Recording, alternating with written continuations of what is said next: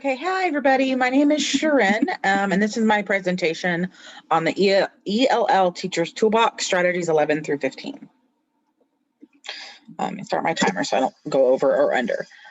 So my first strategy is inductive learning, and this incorporates quite a few things. But first, let's talk about some key facts. So first of all, this is a student-centered approach. As opposed to teacher-centered, where students are going to find patterns and make connections to learn new rules, or it can also be to kind of highlight what they know over what they're being told. So it increases student autonomy and motivation, because students are going to value more what they have learned or discovered than what they are given, and they're also going to value when they realize how much they already know versus just being told things all the time. So students are going to retain more of this too, and they're more easily it's faster for them to readily apply it. This is particularly effective for learning language, and it aligns with, I guess, the TEKS and the Common Core, as well as the ELLs. So there are a couple different ways to do this. The first one is the picture word inductive model, which there's a little clip in a minute about. That one is primarily for beginning ELLs, in which students are going to find words and label words inside a picture, and then that can be extended to include close statements and graphic organizers and more. Data sets are collections of words or texts or words or pictures that students that are on a common theme, that students can then sort and find the pattern inside those. And that works for all proficiency levels, and it works great for beginning readers in general, as well as students with learning disabilities. Word sorts are a great thing to use there. Then there's concept attainment, which we're going to talk actually about in general in strategy 12, but it is technically part of this. So one thing to keep in mind is that this does take longer than standard teacher led instruction, because students are discovering this instead of us giving them the information. And critics argue that this type of thing can lead students to ignore all the exceptions in English, but we just have to make sure we're teaching that. And there are some things that it's like, well, this is the rule, and so it works really, really well. I'm going to start this video that kind of has her talking about how students would use the picture word inductive model to then turn it into sentences. This is what I might share with my students. I'm going to share with them a Google slide with an image, and I'm going to ask them to label the image. They're going to copy and paste this text box and place it anywhere on the picture and label it with a new word. So you can see here that someone has already labeled this as standing, and tennis shoes over here. They're going to label goat, fur, brown, black, white sweater, black pants, ponytail, two arms, and so on. Green grass, big tree, tree trunk, bark, white house, all kinds of labels everywhere, everywhere, everywhere. And then the next slide is going to tell us what we're going to do next. Now, like I said, this labeling is going to take place at different times for each student, and it's a shared document. So now that they've labeled, they're going to click here to go to the sentence patterning chart. And I'm going to show you what that sentence patterning chart will look like. So this is an example of the sentence patterning chart. We're going to take the picture word inductive model and combine it with sentence patterning chart. So in this example, we're going to talk about the goat first. We could have talked about the lady. We could have talked about the goat and the lady. We could have discussed the farm. Many things in this picture we can use to create a sentence patterning chart. The goat is, right, so I'm going to stop it there. But you can kind of see how students are discovering what they already know by filling it in, and they're learning from each other instead of just the teacher telling them, you know, this is a goat, this is 2 arms. They're figuring it out instead of us telling them what it is. And then we can easily turn this into sentence a patterning chart for her, or close sentences, however works to kind of help our students turn what they're learning about this picture into sentences and phrases and things that they can use. And you can, that one was a goat. I saw examples of things like with, you know, in a kitchen, in a living room, in a schoolyard, just anything the students might be familiar with. The goat. And we're gonna stop it there. And the goat. And I broke it. So there we go. So here's some other examples. This is of a word sort. We talked about how it can be, you know, pictures or phrases. And then the students would sort this, you know, summer, winter, and this doesn't really 100% work, but it was kind of an easy example. You know, snow is in winter, you would cut these out and give them to the students and they would sort them. And here's a way that you could take, you know, if you had these words on this summer word sort, you could turn it into closed sentences for them. The next strategy is concept attainment plus, which is basically, so concept attainment in general is an inductive strategy that has students identifying mistakes and then taking immediate action to fix them by applying what they've learned. It can be modified for all levels, though plus is more suited for intermediate and advanced ELLs, but I grouped them together because they were so similar.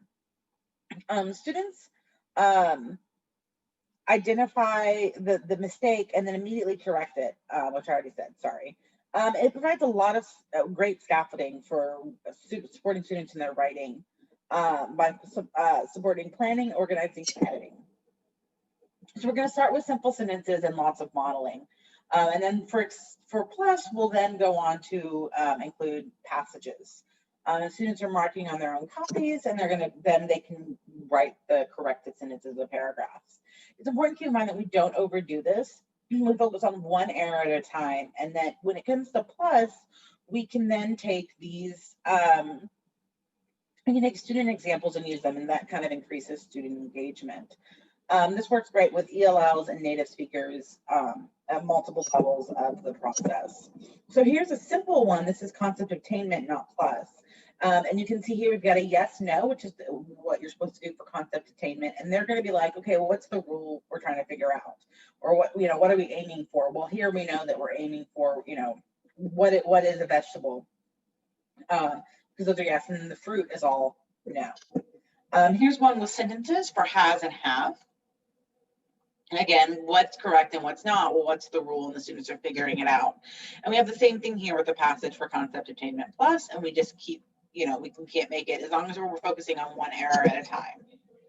Sentence navigators and sentence builders are kind of the same thing. And this was actually probably my favorite of activities, even though it doesn't take very long to explain. So this is a puzzle-like structure where students are going to complete a path to complete the sentence. It's quick and easy teacher prep. It works great for warm-ups. It reinforces vocabulary and sentence structure in a very student-centered way. It's engaging. It motivates, you know, fosters self-motivation. And students are self-monitoring. It's so great. And students can learn to make their own eventually, which is even better. And then they make their own, and then they give them, you know, you can pass them around the classroom. So they're working on sentence builders that the navigators that their classmates have made. Research supports game-like activities for student learning in general. And this was created by Jason Renshaw. So we're going to determine the key vocabulary and the sentence structure, and then I'll show you an example where basically we're putting a single word into each column and then filling in the other ones with things that aren't correct. And the students circle the word. This is definitely a model. And when students start creating their own, so have them work with approved sentences from a book, from a story they're reading, or things that you found to get them approved with you, so that they're not going too far advanced. So here's an example of what one looks like not done. So what is he teaching? And so the students would literally just circle. I don't know if you can see my mouse, but they would literally just circle, he is teaching English, and then they could write the word. It's so simple and so great. Here's another one that shows you, one completed and one not completed. So you can see exactly what the students are doing. Again, these are so simple. They can become more advanced, but they're great even just early on. Yeah, I love them. I will definitely be using these in my classroom. So writing frames and writing structures is number 14. And I feel like people probably know what these are even without realizing it. So these are extensive scaffolding templates and graphic organizers to help students. Frames are similar to those closed passages, which I showed you earlier. An example of, even though closed passages are my strategy, but instead of having a single word where it's like, okay, you put in the word mitten, like in that one earlier, it's going to be a longer thing, a couple sentences, a couple words into these frames. And so it kind of helps students kind of build more. You can also think of a frame, I feel, and then you could just say, happy, or you could be like, it could be a longer thing. And so we're trying to get that longer thing going on. This, is a great way to provide models into context. And so it can be, social studies, English, math, science, anything can then take this type of thing and put it into it. So it's great in all content areas, which is part of the reason why I really like it. It removes the stress of having to develop writing skills by giving a clear set and pattern to follow. And it has been shown to increase writing fluency for native speakers and ELLs. These are great. I have used both of these things to help my son, who is not an English language learner, but he does have learning disabilities, to be a better writer. And it aligns great with TEKS and Common Core. But for us, TEKS, because we're helping students learn to be writers. So there are a couple different kinds, and I'm going to show an example of a couple of these. But there's more resources for each of these on that handout. And so those are the couple ones that are different things that can be used. One thing I want to say is to keep in mind is that critics argue that this can lead to formulaic writing, and it kind of can. But we need to just make sure to combat this, that we're, teaching students once they've mastered one type of frame or structure, that we give them another one so that they can learn and kind of pick and choose, and that we not only model and guided practice, but that we also have a plan to bridge our students into independent writing and into kind of making the writing their own, which takes, it's going to take time, and, it's not going to happen immediately. We're not going to give them a frame master and be like, all right, let's mix it up. But we definitely need to have a plan so that they are able to improve their writing beyond just what the frame or structure provides. I don't think I actually said that writing structures are prompts, whereas frames are like sentences and fill in the blank kind of thing. A structure itself is more of a prompt to help students with their writing. So it's, who did what, and what's your argument? What's, why, what's your supporting detail? Why does this supporting detail work, kind of thing? It's their prompts, than not so much fill in the blank. So here are some examples. This is a simple language frames for compare and contrast. And you can see at the top, we have a little bit more like a close. Blank and blank both have blank. So cats and dogs both have ears. So cats and dogs are like, because they both, can be our pets, because they both like to cuddle, or whatever it is. It's a little bit stronger. It's not a single word. And so the top up here is really all about, where's my mouse? This is, shorter things, but now we've really kind of come in. This is a full paragraph, and you can see this is one noun, this one's two, and it helps our students take these sentences that we're teaching them and putting them into a paragraph frame. Super, super helpful.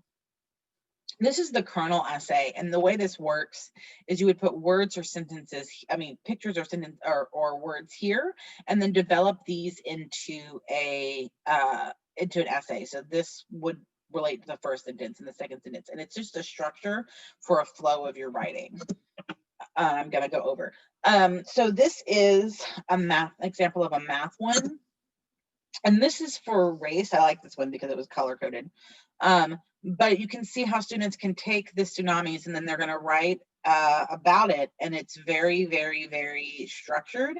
So students can write a single paragraph. And this one right here goes on to highlight the different parts so that they know what they're writing about.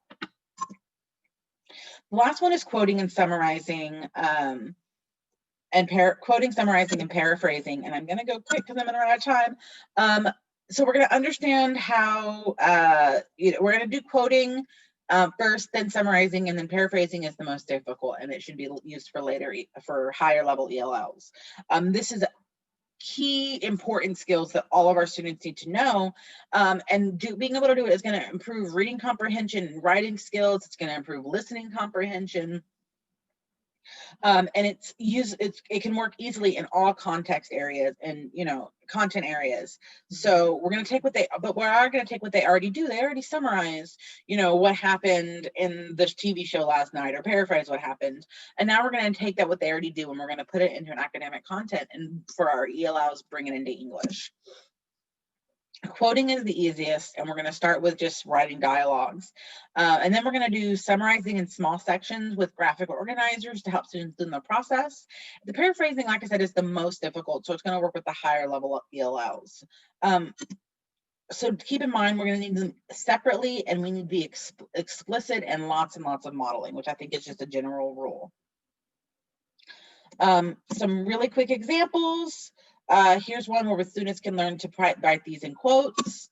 Here's one that now I'm way over, so I'm going to stop and just show you these. There's more information on your handout. So thanks.